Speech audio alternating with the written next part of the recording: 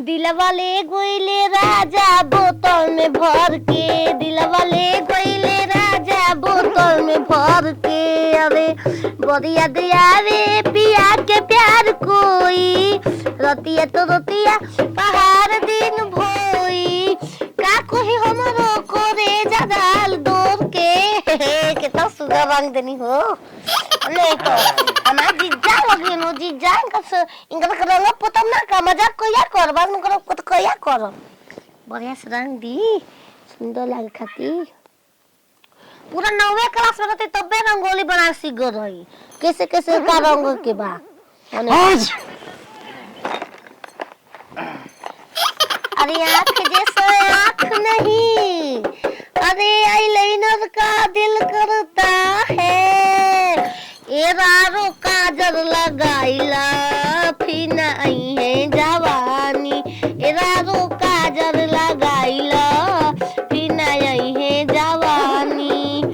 कितनी सुंदर लगती हो आप। काजल का दी तो ना हम बहुत हम का करी बतावा होई। काजल से कितना छिनारो को के टिक दे हनी। इलदारू भतार काटो, भतार काटो। छिहत्तरी। अब ना लड़की लाइन में रही सुनो।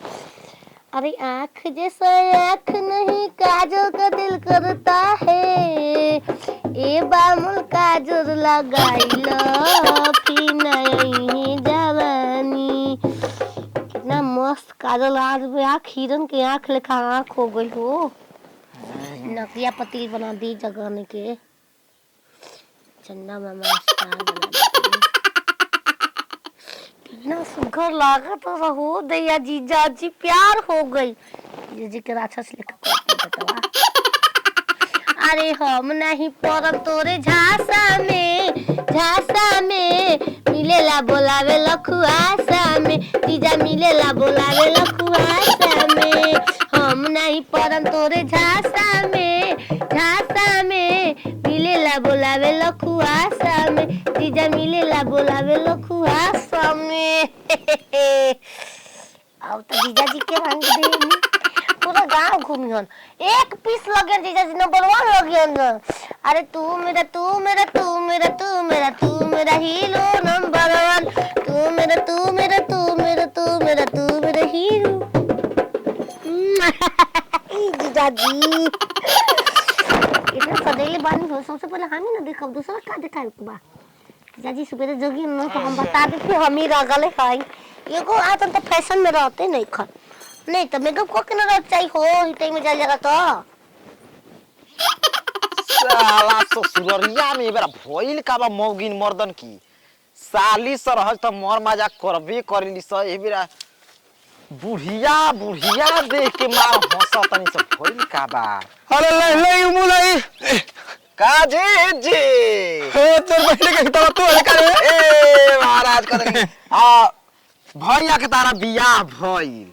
भौजाई सारा देखावत नहीं खा। पहले ही के बारी की बता जाता है। रारो 76 यही तो मौगाई लगल। भौजाई आके एकर मतलब सिखा देले बिया तारा के। ये तोहरा बहिनी के प्रणाम कर। अरे खुश रही का हाल चाल। हाल चाल ठीक बा। बाकी जना रुक आप जना लुक में रहे नी ना, हर सक आपके गांव पाहुन चुन ले बा। यही आधार पर आज बूढ़ देख के मार हंसत है। आज इतना हैंडसम लगते बानी। काहे से कि अपन सार के बियाह में नहीं रही। चली हम सबके देख ले बा का दूल्हा अपन सरवा के कोरवा टांग के लेके परछावन करावे जात है तो सब कोई वही पे हंसता है। हमरा तो लगता है ना ना ना कुछ बात बा हमके बुझाता। फ्रेश बता फ्रेश फ्रेश ना। देखा एक बात के हिसाब से हां आज तू बहुत स्मार्ट लगत रहा।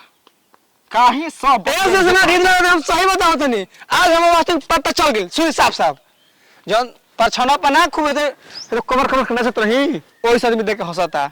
बिल्कुल परफेक्ट कुछ ना बिल्कुल परफेक्ट बिल्कुल परफेक्ट।